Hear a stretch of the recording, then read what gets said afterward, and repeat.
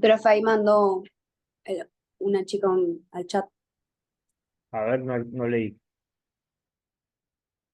Bueno,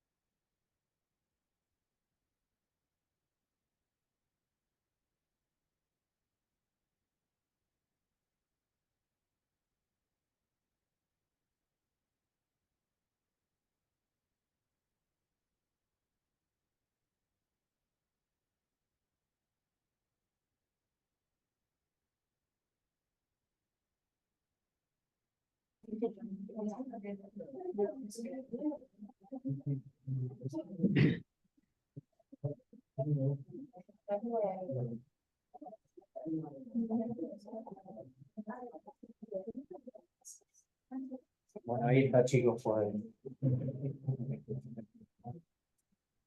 Hola, buen día a los chicos que están en la facul. ¿Escuchan bien ahí? ¿Se escucha bien? Bueno, estamos unos minutitos entonces atrasados. Ahí les comparto la pantalla. Todos los que están conectados y no están desde la casa tienen que tener la cámara habilitada para poder ponerles el presente. Eh, Sofía, Mercedes, Ailín, Paloma, Franco. Bien. Eh, bueno, recuerden que hoy a las 19 tienen un encuentro con la gente del Centro Nefrológico por el tema de las pasantías que hacen ustedes, ¿está? Por eso el tema de la charla hoy a la mañana. Esta clase igual va a quedar grabada y subida después al aula virtual. Bueno, les pido que me interrumpan si hay algo que no se entiende, que no se ve.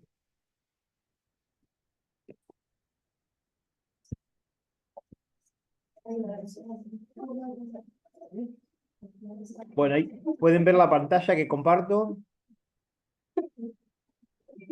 Sí, profe. Perfecto. Bueno, siguiendo con patología, con fisiopatología de las enfermedades que comprometen el intestino, vamos a ver hoy lo que es enfermedades inflamatorias. Y las enfermedades inflamatorias básicamente componen o comprenden dos grupos, lo que es colitis ulcerosa, que es la más frecuente, y la enfermedad de Crohn. ¿Y cómo las definimos? Son dos enfermedades crónicas, es decir, que tienen un curso a largo plazo. Es decir, el paciente que ustedes conozcan que tenga colitis ulcerosa o Crohn, en general lo van a seguir viendo durante mucho tiempo. La causa no está del todo clara, afecta en el tubo digestivo y vamos a ver que cada una de ellas compromete una parte en particular del tubo digestivo y por eso son las manifestaciones y el compromiso nutricional. Decíamos que la causa no está bien conocida, aunque ya hay algunos datos que nos hablan de algunos factores relacionados, como por ejemplo una hiperactividad del sistema inmune. Entonces ya les estoy comentando que la base fisiopatológica tiene que ver con la autoinmunidad. Por eso van a ver que en el tratamiento se suelen utilizar inmunosupresores, es decir, drogas que controlan o que regulan el sistema inmunológico. Fíjense que lo otro que está en rojo dice genéticamente predispuestos. Eso les hace acordar seguramente a lo que es enfermedad celíaca, es decir, que el que tenga algún antecedente familiar o bien debut en ese paciente suele tener una característica genética de base. Lo otro es que hay una personalidad característica, en general lo que es personalidad de tipo A, lo que se llama autoexigente, bastante estrés, todo eso genera también algo predisponente. Y hay una relación inversa con el tabaco. Se ha visto que en la enfermedad de Crohn el tabaco disminuye la cantidad de episodios de reactivación. Tampoco está del todo claro por qué se produce eso.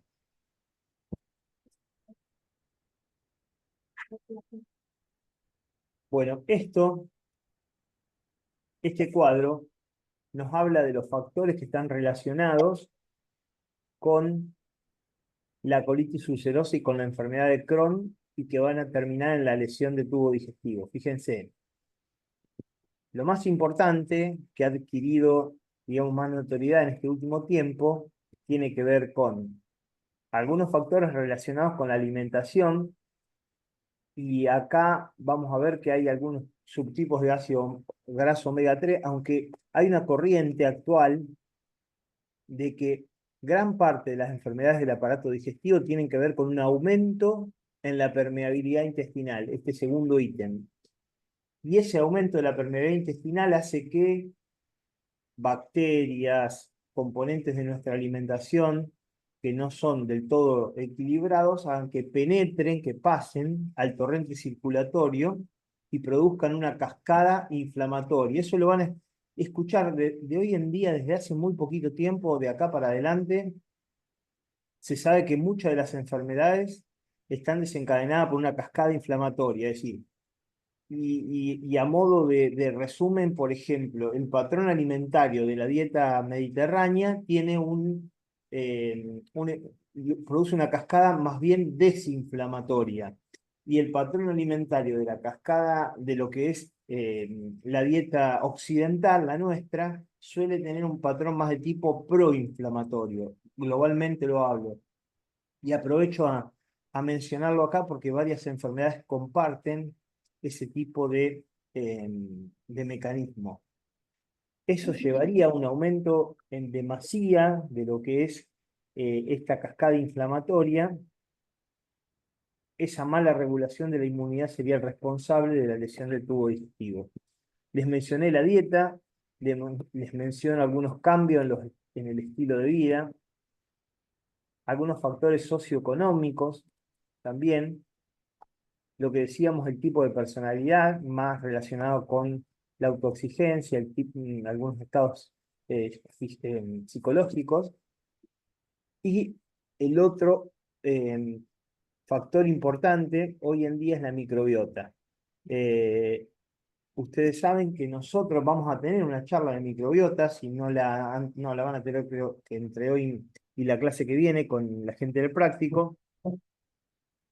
Eh, Ustedes saben que nosotros tenemos una cantidad y calidad de bacterias en nuestro intestino delgado que hacen que metabolicemos algunos de los alimentos, que son los sustratos, como para poder absorberlos.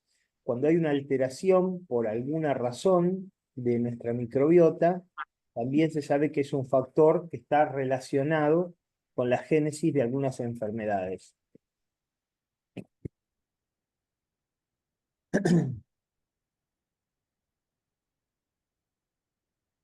Bueno, ya esta diapositiva, digamos, habla de lo complejo que es la regulación del sistema inmunológico nuestro cuando se pone en contacto con todos estos factores, desde la microbiota hasta la dieta, la actividad física, medicamentos, la parte socioeconómica, el estado psicológico, hasta medicinas alternativas, todo eso. Digamos, por eso a veces es difícil decir que la causa de determinada enfermedad es una sola, porque hoy en día tendemos a tener un enfoque más bien bastante amplio, y en este juego, digamos, es muy importante el rol de ustedes cuando evalúen un paciente con, en este caso, enfermedad inflamatoria. Y con respecto a la dieta, ¿qué es lo que se sabe? Hay cosas que están demostradas, otras están en vías de, y sí se sabe que una dieta rica en frutas y vegetales y con ácidos grasos omega 3 y que tenga poca cantidad de omega 6 se asocia con un menor riesgo de desarrollar enfermedad inflamatoria. Es decir que antes de la enfermedad, como está la flechita acá abajo, se ha visto, antes que se desarrolle la enfermedad o para mantener un paciente libre de un ataque, de un brote, se ha demostrado que esto tiene un rol importante.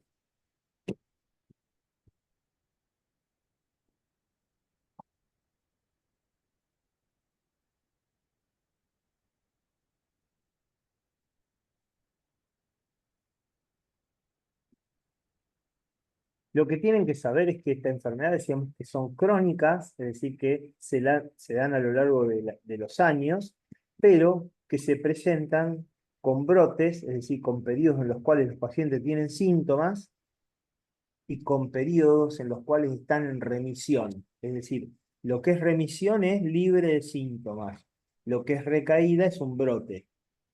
Por eso pueden conocer al paciente cuando se los enviemos, cuando está con síntomas, cuando está con una recaída de la enfermedad, o pueden conocerlo cuando está libre de síntomas. Entonces decir, bueno, pero ¿por qué me viene a ver? Bueno, en ese momento no tiene síntomas, pero es probable que tenga alguna fase posterior de recaída. Y a su vez esa recaída puede ser leve, puede tener síntomas moderados o severos. Significa que esto puede ser que lo conozcan en el consultorio o que esté internado.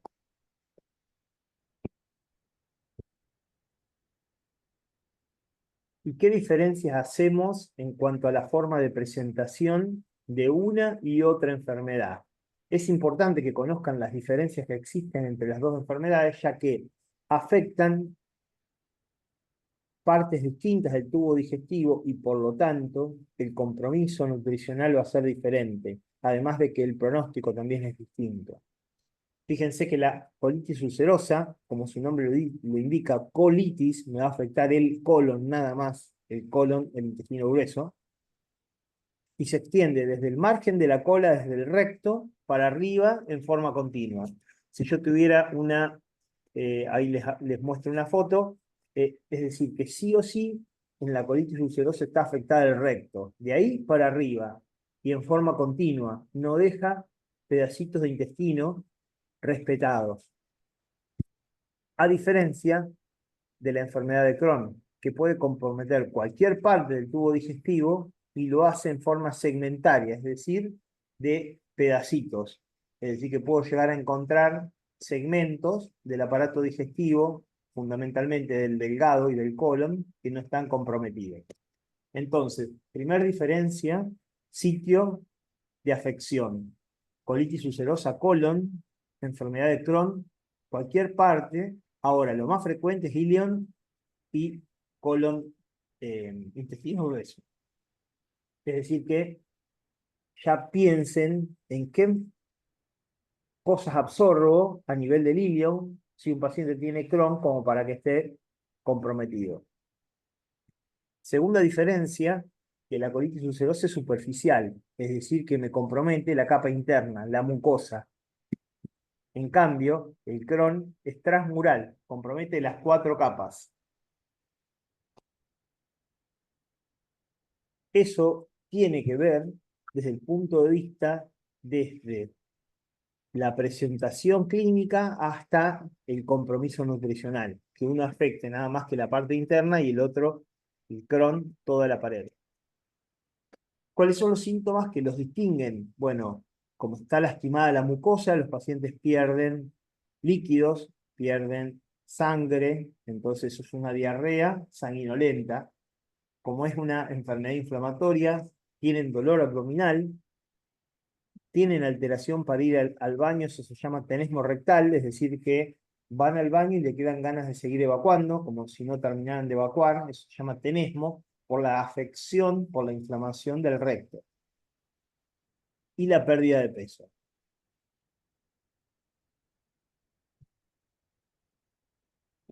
En cambio, o por lo menos con algunas características distintas, la enfermedad de Crohn da dolor abdominal, igual que el otro, da diarrea, igual que el otro, pero es una diarrea que no siempre es sanguinolenta, sino que a veces es más de tipo malabsortiva.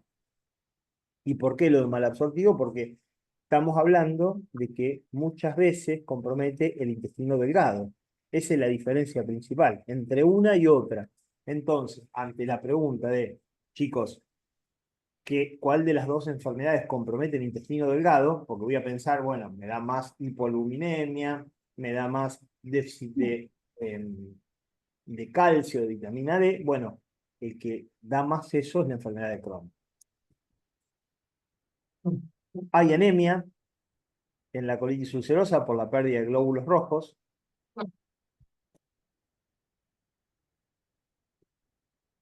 Y además, la enfermedad de Crohn puede comprometer el sector perianal, es decir, alrededor del intestino, dando lastimaduras de tipo fístulas o fisuras.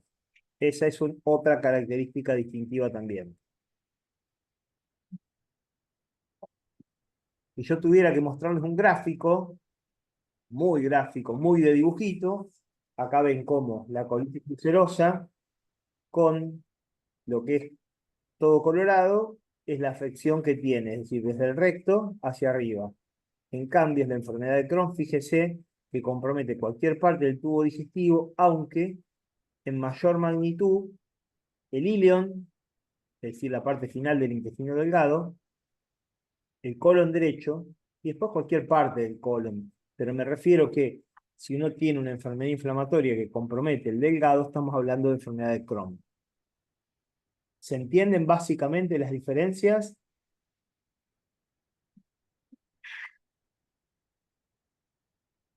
¿Estamos? ¿Sí? Bien. ¿Se escucha bien en la facultad, chicos? Ahí, Renzo. Bien.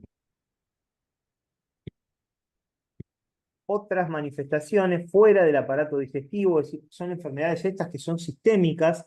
Si salgo del aparato digestivo me voy a encontrar con que pueden llegar a tener manifestaciones articulares, entonces tienen artritis, le duelen las articulaciones, lastimadura o aftas en la boca, eso es común también, las aftas en la boca, inflamación en los ojos, eso se llama uveitis, inflamación ocular.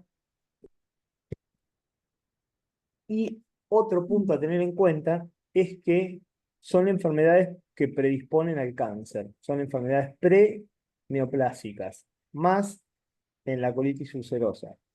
Es decir, que tengo que tener cuidado si sigo un paciente que tiene colitis ulcerosa, porque puede desarrollar cáncer de colon en algún momento. Entonces son pacientes que tienen que estar bajo vigilancia. El diagnóstico, decíamos que conociendo la enfermedad, sé cómo se presenta, si afecta el colon, si afecta el delgado, me voy a imaginar qué tipo de déficit nutricional tiene. Endoscópicamente yo, por ejemplo, así veo un colon normal a la izquierda, pero un colon afectado con esas ulceritas blancas, se ve en la endoscopía que hacemos nosotros, le tomo una muestra de tejido, la mando a analizar y el diagnóstico suele ser bastante claro. Así se ve un grado acá a la izquierda de mayor afección, donde hay hemorragia, donde el paciente pierde glóbulos rojos. Acá fíjense que hay una parte que viene todo afectado hasta acá y acá está el límite entre lo que no está comprometido, lo normal. Esto blanco que está acá son pequeñas ulceritas también en una colitis ulcerosa de nuestros pacientes. Así que ante la sospecha, el primer estudio que se suele pedir después de los exámenes de laboratorio es una colonoscopía. Bien.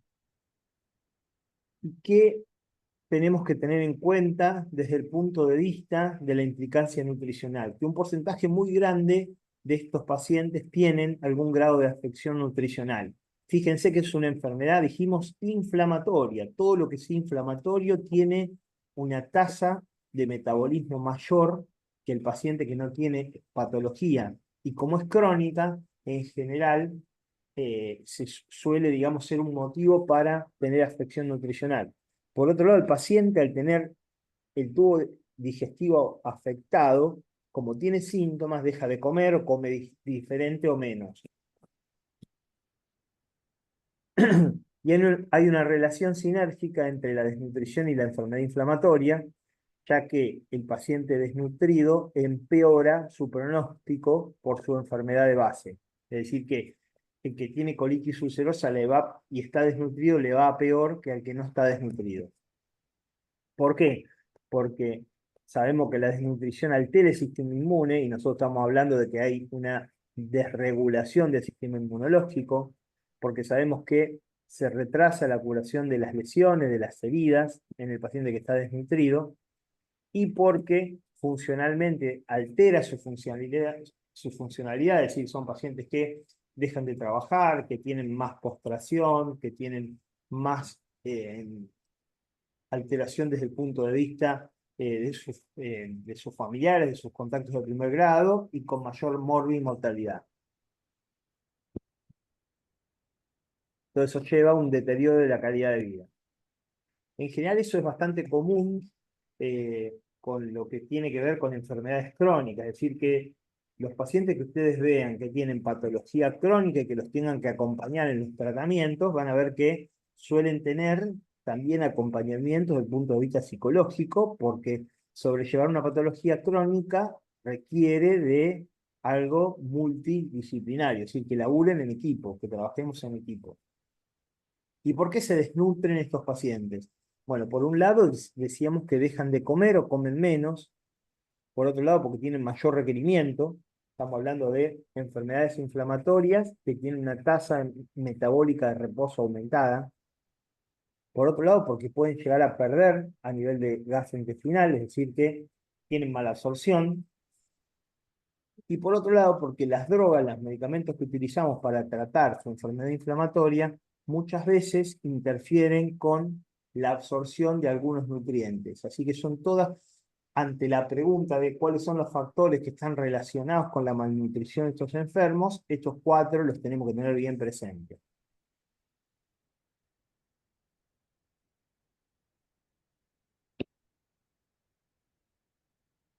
Estos son los principales déficits que presentan los pacientes con enfermedades inflamatorias. Si me tengo que apoyar en los principales, fíjense que los dos tienen pérdida de peso. Los dos tienen déficit de albúmina o hipoalbuminemia por múltiples causas. Los dos tienen anemia. No hay paciente que no tenga enfermedad inflamatoria que no esté anémico. Pero fíjense que la colitis ulcerosa es de déficit de hierro. Es una anemia de tipo ferropénica. En cambio, la enfermedad de Crohn, ¿por qué tiene déficit de B12 y de fólico y de calcio?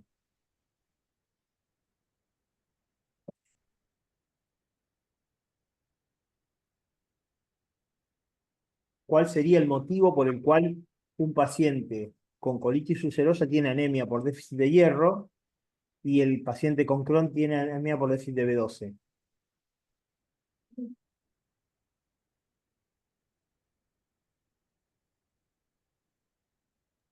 Escucho ofertas. Afecta al hígado, principalmente, ¿Cómo? Un poquito más fuerte, perdón. porque la enfermedad de Crohn afecta principalmente al hígado. Claro, está bien, Por eso.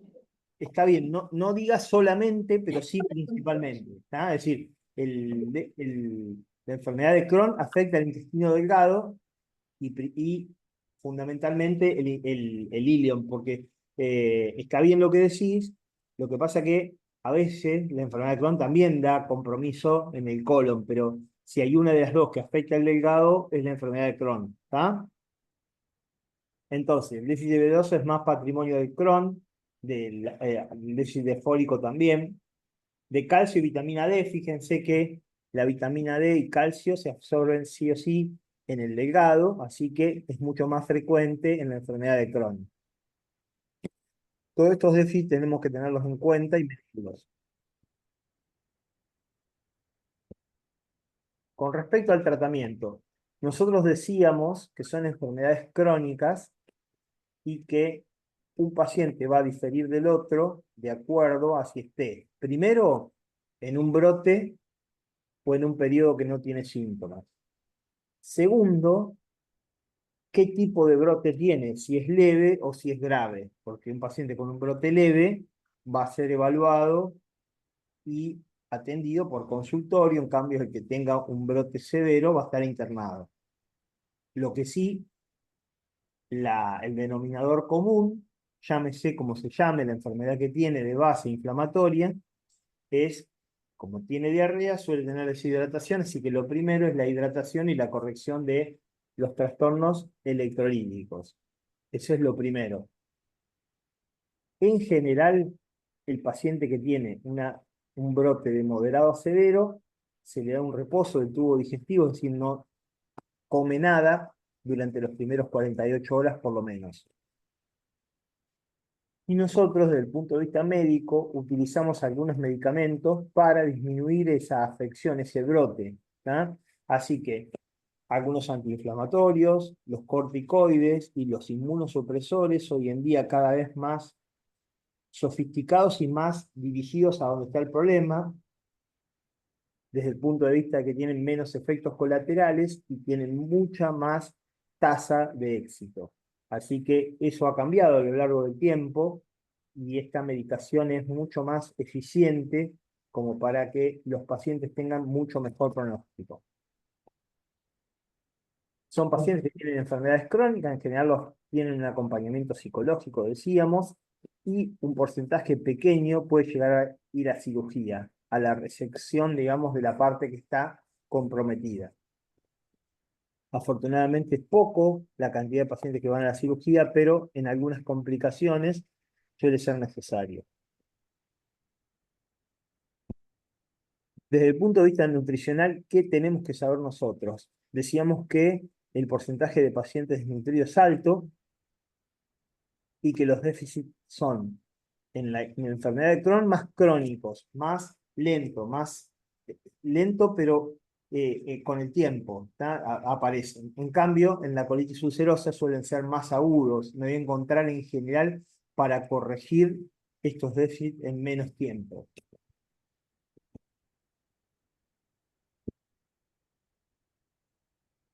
En general, los requerimientos energéticos son altos, porque decíamos que son enfermedades que, por diferentes motivos, acuérdense en la diapositiva que les mostré de las 4 causas por las cuales los pacientes se desnutrían, entonces necesitan un requerimiento calórico alto, tanto a nivel calórico como proteico. Decíamos que había ácidos grasos que eran más desinflamatorios, como los omega 3 y 9, y menos inflamatorios, como los omega 6. Perdón, que son más desinflamatorios, sí, son menos inflamatorios, el 3 y el 9, y más inflamatorios los omega 6. Y después, de acuerdo a la afección que tengan del tubo digestivo, vamos a tener que chequear cómo están algunos de los minerales y de los oligoelementos. Así que calcio, hierro, zinc, vitamina D, B12, todo eso en general suelen requerir de soporte nutricional. El paciente que tiene déficit de zinc suele tener diarrea. Y el que tiene diarrea tiene déficit de zinc. Así que acuérdense de chequear el zinc porque si no, el paciente no mejora.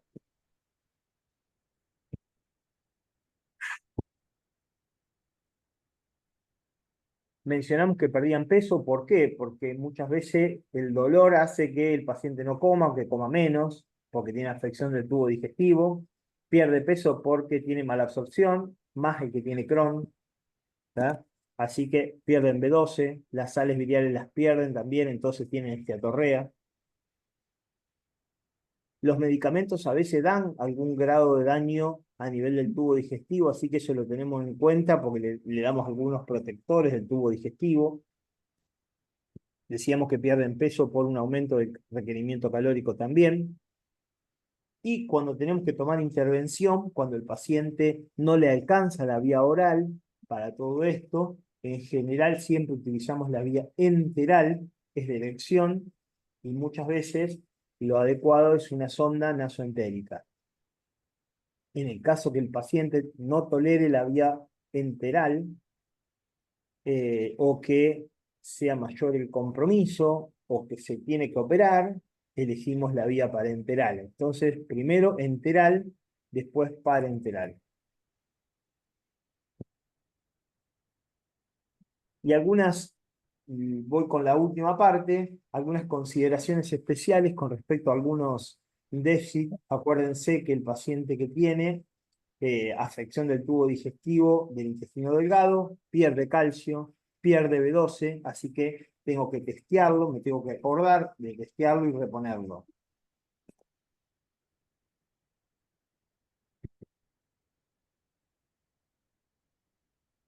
Lo que sí se sabe es que hablábamos de componentes de nuestra alimentación que son proinflamatorios y algunos que son desinflamatorios. Lo que sí se sabe es que ninguno de ellos son lo suficientemente importantes como para desencadenar un brote. Es importante que uno lo tenga en cuenta cuando el paciente tiene el brote, pero ninguno de ellos es que va a empeorar el pronóstico de la enfermedad.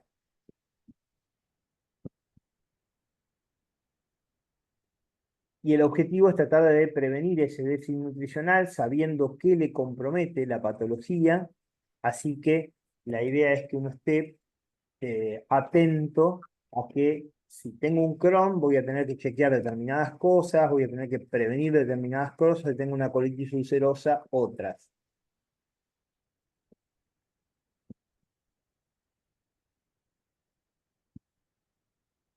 Bueno, ¿qué pasa con respecto a los lácteos? Únicamente los deben restringir cuando tengan diarrea o cuando tengan el episodio o el brote. Si no, en general no los suspendemos, ¿tá? No hay que sustituirlo. Va mucho también de acuerdo a la tolerancia.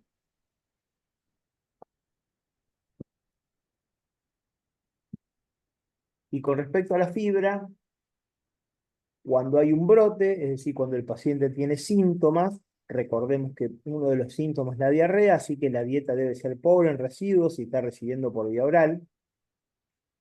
Y en el caso que esté con un brote, ahí lo restringimos. Una vez superado el brote, que el paciente se siente mejor, lo reiniciamos, lo reponemos.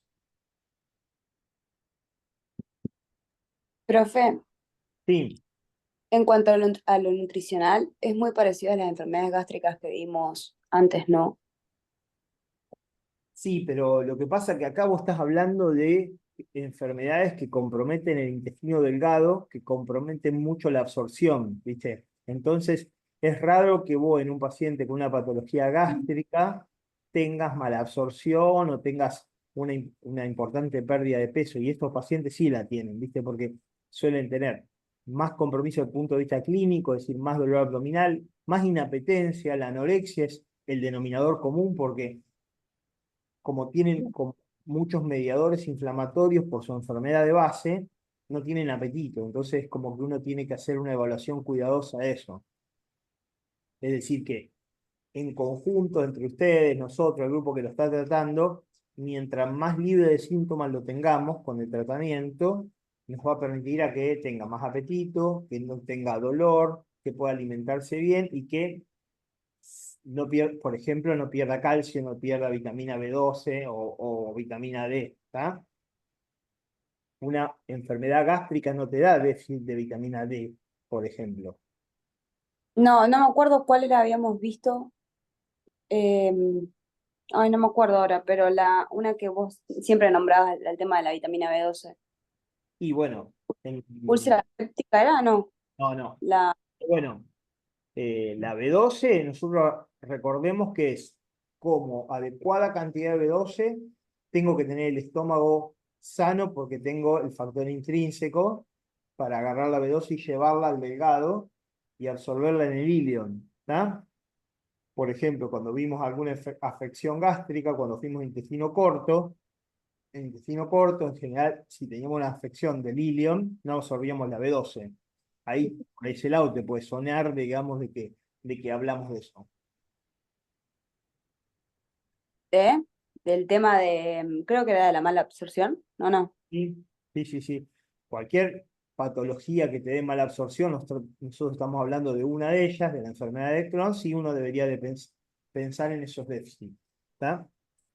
Y con Bien. respecto, cuando no puedo adecuar un adecuado aporte por vía oral convencional, ahí sí ya me voy a pensar en utilizar una vía enteral, y ahí ya la sonda nasogástrica o nasoentérica tiene su lugar, su rol, ¿no? Y en el caso que no puedo utilizar eso, ya me iré a una nutrición parenteral.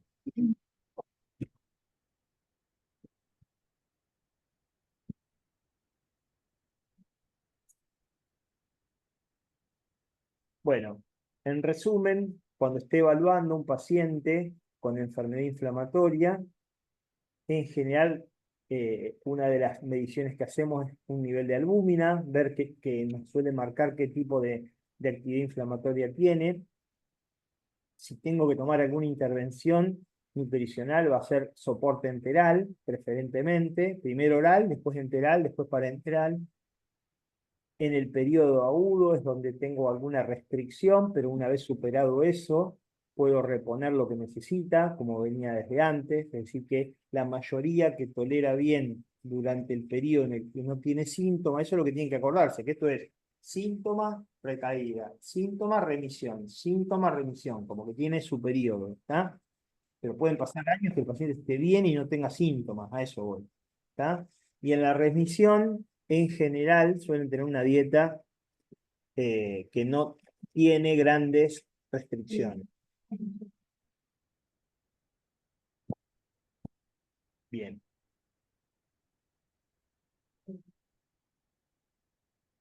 Bueno, los escucho. ¿Alguna pregunta?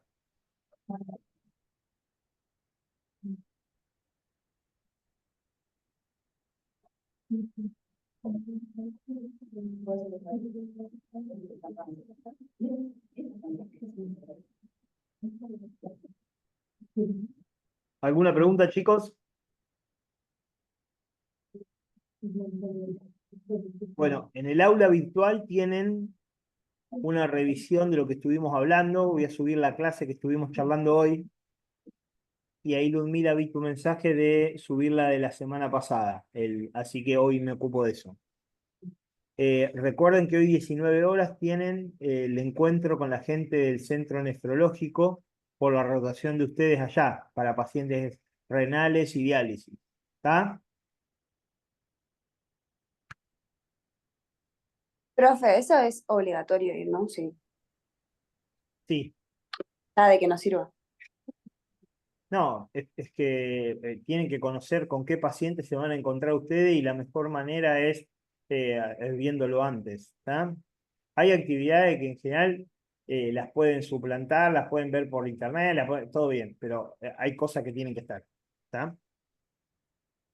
¿Listo, chicos? Bueno, estamos en contacto. Cualquier cosa me lo hacen saber por la plataforma y nos encontramos el lunes que viene a las 8 de la mañana. Abrazo y buena semana. Chao, gracias.